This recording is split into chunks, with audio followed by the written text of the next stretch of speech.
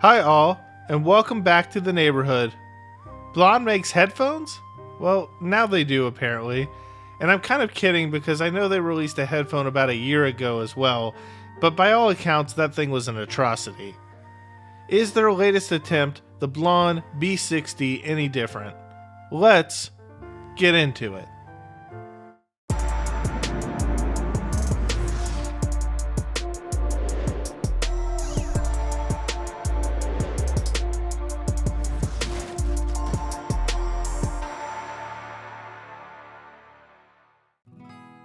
Overall, the build here is pretty great. The headband and the yokes are constructed of a stainless steel frame with a protein leather suspension strap.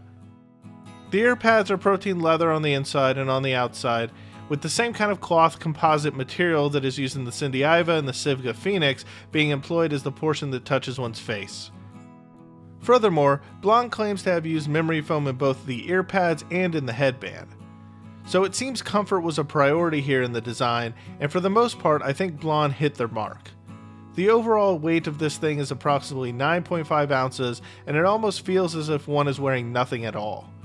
For my head, the clamp force is perfect and is neither too tight nor too loose fitting. The earpads themselves are just large enough to be considered over ears, but if you have larger ears than average, these might fit you more as on ears. Pad size would be something akin to the aftermarket Audio-Technica M40X pads or Sony MDR 7506 pads. So decently thicker than those stock pads and certainly more comfortable, but expect similar internal dimensions. The first day that I received these, I wore them for the majority of the day and did not experience any fatigue until the very end of the day. So while these are some of the most comfortable headphones that I've ever worn, I would still make a couple of recommendations for the next iteration. First of all, the cups themselves are oriented in a pretty straight up and down fashion with the headband. It's a plus that they swivel fully in both directions, making it easier to lie flat in any circumstance, but I would have liked them to have been slightly angled to fit the natural angle of one's ears a bit more. You can twist the removable pads to get this effect, but ergonomics are important to many customers, and perhaps this is something that can be adjusted in future models. Nevertheless, the cups here are made of walnut, and they are certainly pretty to look at. Needless to say, this is a closed-back set of headphones, or at least semi-closed, as there appears to be 3 holes for venting on the top side of the ear cup underneath the right and left indicator of the headband. The cups themselves seem to be lacquered in an opaque manner for protection, and Blon's marketing is carved into their outward-facing surface in a subtle and acceptable way to the eye. Aside from its angle, I just wish the cups were a tad bit bigger to both enhance comfort and to account for those with larger ear sizes. I would have also liked to see Blon include some sort of thinner, hardshell carrying case for portability. Instead, all one gets is a rather large protein leather bag, which isn't very protective and doesn't fit in line with this headphone's portable motif. The connection at the base of the ear cup initiates in a single-poled 2.5mm connector, and the included detachable cable terminates in a right-angled 3.5mm TRS connector with strain relief. The cable itself is simply woven 1.5 meters in length and is comprised of a nice semi-thick copper wire covered in a cloth material. It wraps up and unravels without any noticeable memory and is free of kinks. There is also a metal disc chin cinch at the Y-split that performs really well when in use. So I did like the performance of this cable overall. With that said, Blon neglected to include a 1/4-inch adapter in the box, and running these balanced with a silver-plated upgrade cable did noticeably improve performance, especially in the low-end department, filling things out just a tad bit more in a very satisfying way.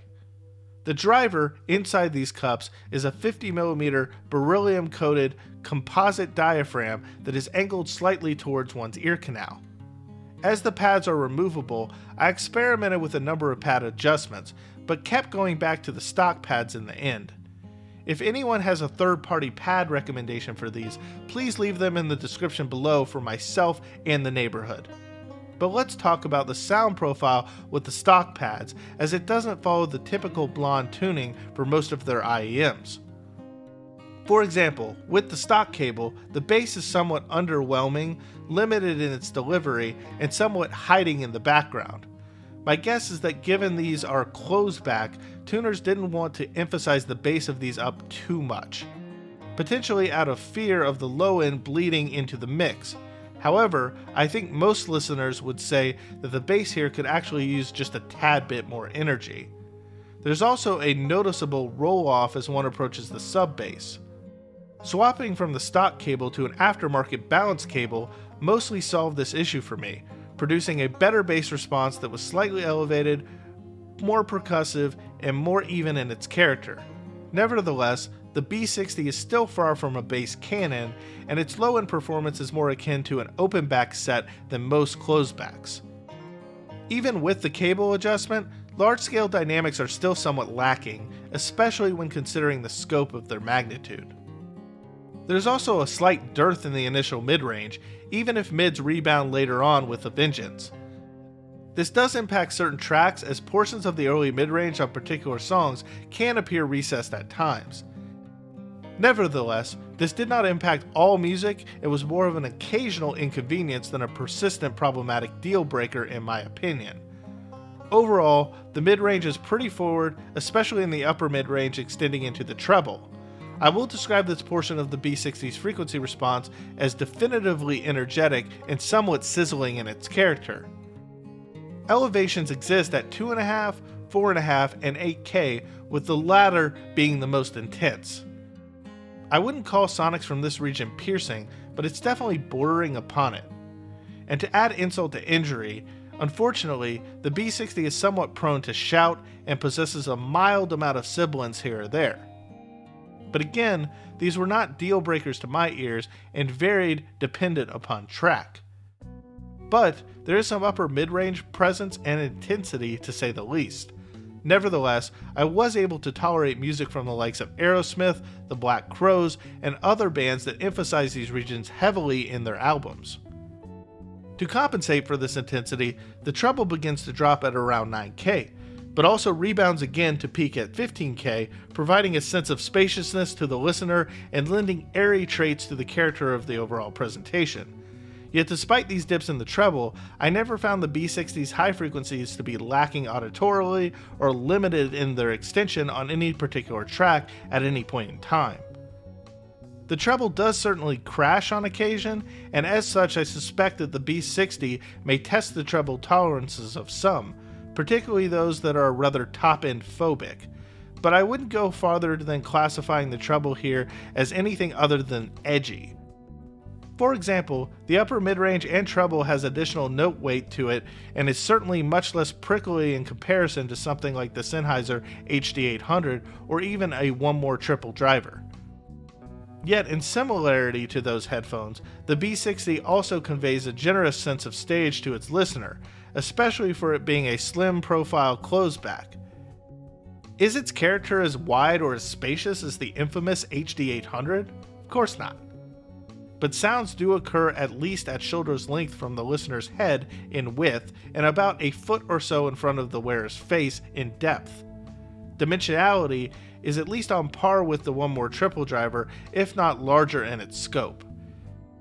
Imaging is mostly fine with one being able to locate and track instrumentation correctly within space, but peripheral details are somewhat larger, lacking in detail, and over-accentuated beyond that of the recording. The transient response is a bit sharp and overly snappy at times, and I would describe the quality of the decay as slightly reverberative or iridescent in its character. Vocals also loom larger at times unless they come from a portion of the frequency response where the early mid-range reduction occurs. In other words, the orientation of the stage appears curved to the listener, with images at the sides appearing closer to the listener in comparison to those out in front.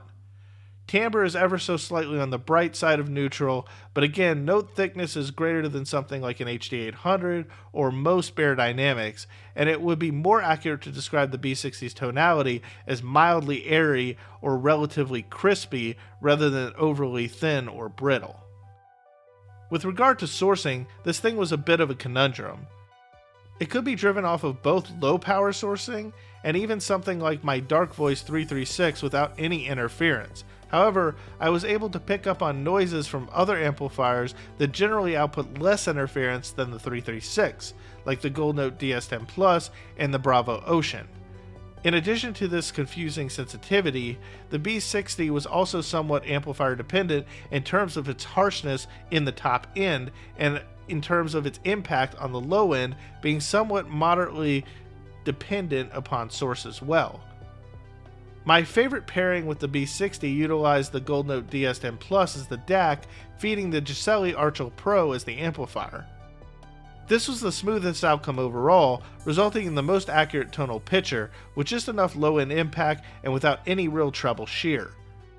To say that the B60 had synergy with the Archel Pro would be an understatement. Priced at around $150, the Blon B60 represents a unique headphone in the audiophile marketplace in its price range. I have not mentioned it yet, but clarity and resolution are actually pretty good for the price point.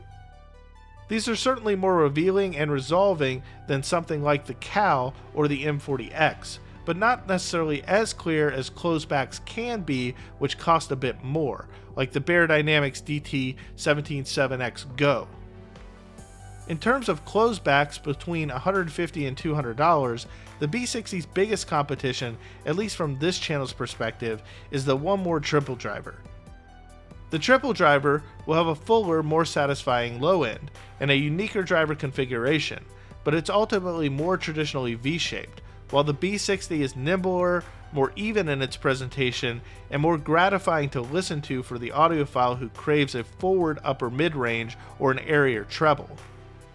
In reality, I'd say each can may actually appeal to different audiophiles, or perhaps the same audiophile seeking different sound signatures in complement of one another. Still, neither headphone is perfect nor without flaw.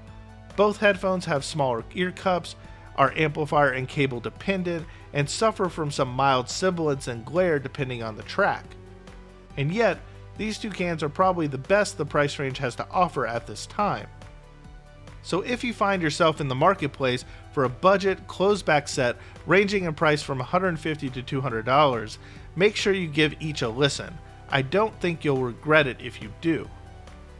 And thanks to Keep Hi-Fi for supporting this channel and sending in the B60 amongst other items for a review. You can purchase the B60 from their website if you're interested, and I'll place a link in the description below to keephifi.com and this particular set. I don't receive any monetary incentive from them, but it's helpful if you support the websites that support this channel. So make sure that you show them some love in support of this channel if the opportunity arises for you.